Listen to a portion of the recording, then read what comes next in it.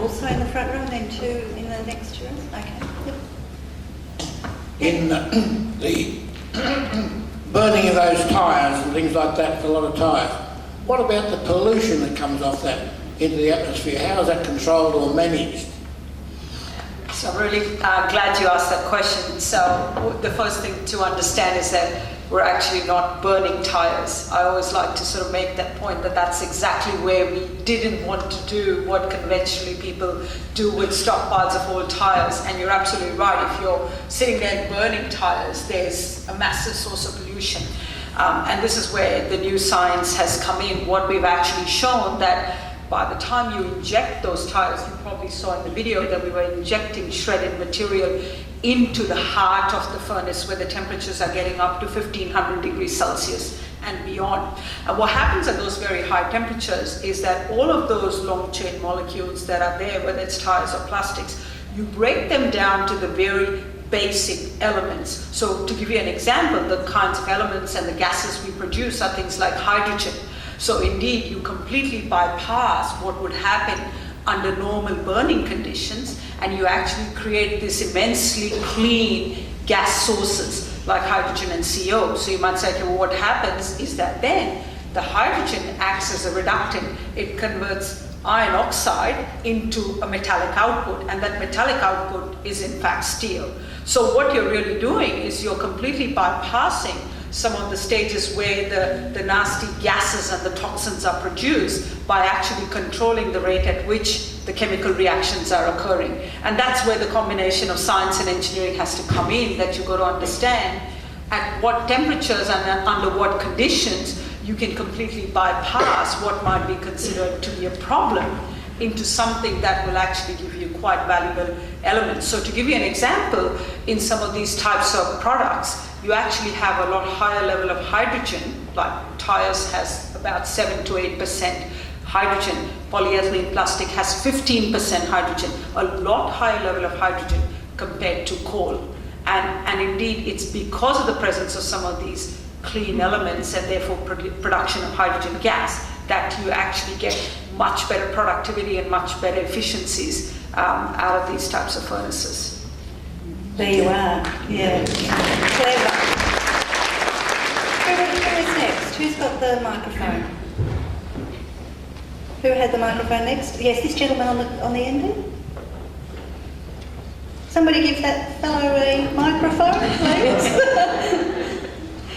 Thank you. Well, it's made me think, is there any possibility with the design and manufacture of, say, like automobiles and computers and phones, that are made provision for easy extraction of the various recyclables?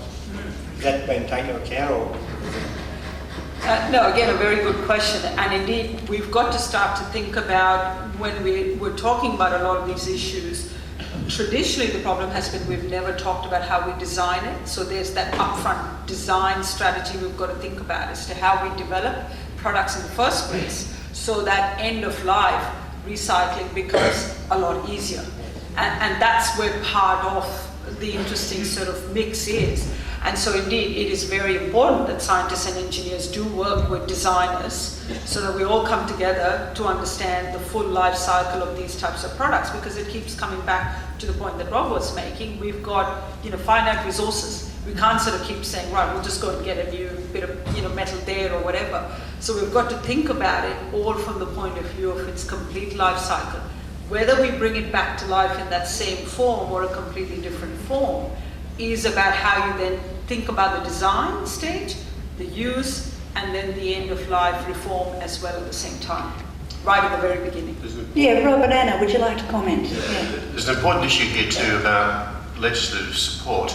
Back in the dying days of the Kerner government, Brian Robinson brought forward policy through the EPA that would have brought Victoria into line with what Germany was already doing. In Germany at the time, I'm not going to get the numbers quite right, but it meant that if I produced that in Germany, I was required to set aside 5% of my profit to take that back. And it was legislated, and that's why BMWs and Mercedes-Benz are all recyclable. They're required to do it. Now, Brian Robinson's policy was put forward by Barry Pullen, who was the Minister for Environment. Mark Birrell, in opposition, because he controlled the upper house in Victoria, killed that legislation simply because they could. And they knew they were going to get into government at the end of the Kurdi government's term. So Victoria could have had that legislation paralleling what Germany's been doing since the late 70s. Anna, do you want to talk about the limits to growth or make an observation about that? When we talk about technology, we don't need to wait. I think that's the message from tonight. The work that Veena's doing, the work that scientists and engineers have done for the last decades means that we actually have all the technology we need today to solve climate change. It's not that we're waiting for some new miracle technology to be invented. We just have to get the political will to roll out those technologies. There's a very big German company by the name of Siemens, and the managing director came to me about 3 years ago and he said, Rob, I've got a problem. And I forget, do you recall the campaign they were running? And he said, we have every technology in our company. We have every technology in our company to make Australia 100% renewable and generate enough energy from renewables to export energy to Southeast Asia. I've got $1 billion to invest of our own company's money and I can't get a politician to talk to me. There's a chap up there. Yeah. Thanks, Kate. I'm interested in the panel's thoughts on the need for a place like the Goulburn Valley, a regional community, to, I suppose, modernise its economy and seek to exploit the opportunities presented by a climate change scenario as a way to move the discussion into a more positive space and increase the resilience and green jobs and all that sort of thing. So in a place like Shepparton at the moment, which is very concerned about jobs in some of the news coming out of manufacturing right across the state, I suppose, becoming very difficult. So, yeah. That might be one for any of the panel. Who'd like to talk about the opportunities, green jobs? Well, look, I was in Sydney yesterday at a marketing conference and we listened to Simon McDowell, who's the managing director of Coles, and he's got his prices of down, with the status quo, and he's got one direction, everybody, and I'm thrilled about that. They're going to run that campaign now. And my question to him was, the logic of your campaign, Simon, is that you're going to be giving away food soon. Right? So I said, how do you manage the equilibrium? Because his argument is, Australians are paying too much for food. So how do you manage the equilibrium between providing a fair price for customers, for consumers, and a fair price for the people who are producing the food, who after all are Australians too, and who are expected to be good custodians of the land? Now, he studiously avoided the question. We have a duopoly in our two major supermarkets here, and they are killing what you're doing, growing good stuff around here. We actually fundamentally have to understand that as we grow the world population, we're at 7 billion now. If we take it to 9 billion, and particularly growing nations like India and China with burgeoning middle classes, the biggest middle classes in the world, and they've changed their diet to our diet. When we go to 9 billion, we'll need to double global food production.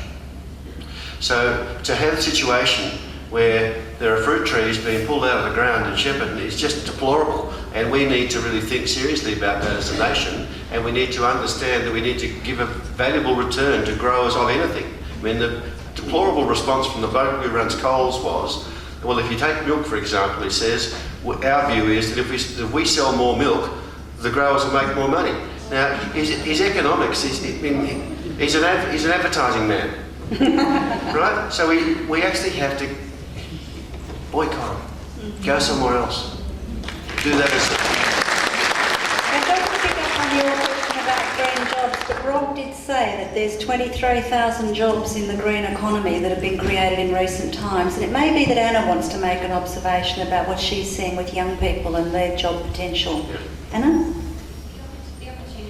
The opportunities in renewable energy are huge, particularly for regional Australia.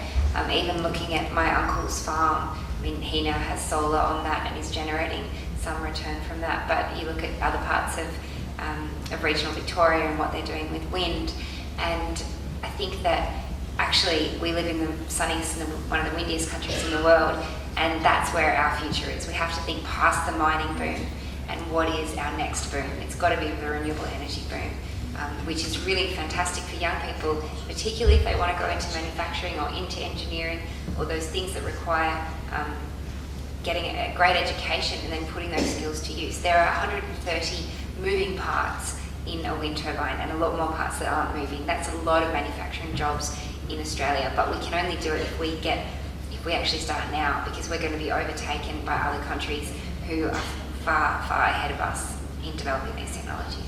Veena, what about the engineering? So I guess, I mean, the important thing to think about, whether we ask the question about, what sort of resources are available, in this part of the country, and you sort of say, right, okay, clearly one focus could be bioresources, and you start to think, okay, well, what are potential opportunities? Certainly bioenergy is one aspect of it, but more broadly bioresources, I mean, we do know, and this is not something that is new to the world, that there are huge opportunities in terms of looking at either of this from the context of either energy, so whether there's the bioenergy side of it, or indeed looking at it as a bioresource, because there are a whole range of different products that can't necessarily just be used as a bioenergy source. And then you might say, okay, well, some of the examples I was trying to give, for instance, in the work that we're doing with people in Malaysia, for instance, where we're looking at palm shell. Now that palm shell, at the moment, you're talking about millions of tons of this material that ends up in landfill. And I'm sure you could sort of take that same example all over the world. People could talk about, well, in our part of the world, we've got a lot of this type of bioresource and another type. You've got to evaluate technically what works, because not all bioresources are the same. Not every resource could be converted into energy, for instance. Then the important question is, well, what other opportunities are there, whether it's manufacturing some value-added products? But then the important consequence of that is not only does it produce jobs, at the upstream end of it, where someone's got to actually collect that resource, process it and supply it to a user, but then all the downstream consequences of, selling that value-added end product at the end of the chain. So, in the example that I think I mentioned about using macadamia shells as a building product could well mean that suddenly that end-of-life material, which is nothing but a bioresource if you think about it, could then create an opportunity in a local part where a particular type of resource is readily available. So the thinking local is another sort of important strategy, because you don't want to be carting around a whole range of resources across the world and getting food and other resources from long distances, because there's another sort of issue. So I think another strategy could be locally evaluating what opportunities exist. There's a chap there. Would you like to stand up so we can bring you the mic? Yeah, you. Yep. Now, can I ask a question first? Okay. I'm up here. Oh, okay. Yes, you first, and then there's other guy. Right. Yeah, I'm in the waste industry and one of the sponsors here tonight. And thanks very much for coming along, you three people. It's been fantastic. A couple of things as I look around here at the crowd. There's one big opportunity that we've missed out on probably is inviting school kids here. Because if you look around here, most of us are probably towards the end of our lives. We did invite school kids, and we just didn't get too many. Yeah, that's right. Yeah. So, I mean, there is some, but you know what I mean. I mean, there's 40 upwards, and we can probably do a lot, but there's a lot of bald heads here, So, but we need to change the thinking of it. We need to put some sort of subjects into schools to teach more about our environment and the opportunities that it brings, doesn't it? So for me as a waste contractor, I used to go out to schools or get called out to schools and do bin audits and all those sorts of things to tell them about what's in their waste and what they can do about their waste just at their school. And it blows their minds, the information that we give them. And then they try to take that on to doing all sorts of different things that they can put into their schools. So we've got to be proactive in doing that, probably in one point, I believe. So Rose, how we do that to get that into our education department and into our schools of what you're doing is probably a way that we need to be looking at. Okay, we'll take that as a question about how we get it into schooling. Another one, Veena, one thing we're having trouble with at the moment is waste going to China in plastics and things like that. Now, just in the last... And you name it, everything goes to China, and we look to China for our dumping grounds or our ability to recover money from it. So companies are coming to the waste contractors and saying, we've got all this stuff and we want it to be cost neutral to us as a company, and we want you to do something to it. So they're handballing the problem to the waste contractors. So the waste contractors are trying to do something with it. Now, we're not upsizing or upstreaming our waste. Now, China in the last sort of 6 weeks have decided that they've put the borders up and they're not going to accept post-consumer waste anymore. Okay. So the opportunity there Yep. is enormous for probably in this Golden Valley. Veena, did you want to make a comment on that, or do you want to have a chat after? Happy to just make a very general statement, and I think this is where it's really important that conversations and discussions like this, where we can bring people together and have that business-to-business engagement, is important, because certainly there are a whole range of opportunities where waste could be upcycled. And yes, I was aware of the fact that China's basically said, right, we're not taking any more of the waste. So, yeah, I mean, in a way, that's the moment. It's giving us an opportunity to say, right, can we be a bit more proactive? And I think that's where important to recognise that there perhaps is an opportunity. I think I use the word collaboration and partnership. So collaborations with other businesses, with university sectors and R&D organisations is important, because there may well be opportunities to come together. I mean, the simple example that we discussed tonight, over sort of 5 minutes of coffee early on, was an indication that there may well be things that we're not aware of, that there are lots of clever things going on in different parts of the country. So I think first let's get to the low-hanging fruit and go, let's take advantage of what's already out there. And I think the opportunities are certainly there. I mean, I use One Steel as an example, but that's an example, and there are other businesses that you could actually look towards as potentially opportunities to use waste as a resource and reduce carbon emissions in the process of doing that. So there is a win-win strategy. It requires a little bit of that investment in terms of time and effort to go out there and explore how we could make it happen. But I think it is definitely possible. I'll let these guys address the education side of it. I'd like to make a comment about the first point, and I suspect Anna does too. I think one of the great values of inviting school-aged children along to a night like this would be to have them see that you're listening. Because they don't vote. I think it's fine for us to say, and adults do it, and I have this discussion with them, when say, isn't it a great thing that our kids are learning so much about our environment? They don't vote. And frankly, we don't have time for my 27-year-old, and I've said this for years, to become Prime Minister to make the changes we need to make today. It's up to you, not them. They will teach you if they need to know you're listening and you're going to make the changes on their behalf for their benefit. Thanks, Robin. That's a really valid point. Can I just say the committee has worked very hard to get schools to come along, but it just wasn't capable of being done for various reasons, so you could talk to Ian or others about that. But the message out of the panel is to take away from tonight to your children and grandchildren. And the message we have in my office about youth education, sustainability, is that there's a heap of stuff happening in all sorts of schools. We've been to St George's Primary here and other schools in Shepparton and seen what they're doing. But it is important to say to ourselves that these problems shouldn't be carried on the shoulders of a 6-year-old. They're ours. So those are a number of comments that we've had made to us. Now, I am also going to a local school tomorrow, so they will still get a chance to do a workshop. Good on you, Anna. Now, the gentleman in the blue shirt, you were next. Can you pass that microphone down to this chap, because he was actually next, and then you can have the mic directly after that. Yeah, this fellow here, there, thanks. Thanks, Kate, for the opportunity to speak, and welcome to the panel. My name's Wade Northhouse, and I'm the Vice President of the West Goulburn branch of the Victorian Farmers Federation, UDV. Quite a lot of the things that I've heard here tonight are very good, very positive. Recycling, different things like that. Technologies is terrific, and I couldn't support that more. The most bizarre thing that I think is to hear Kate, yourself, Anne, Rob refer to agriculture and farming.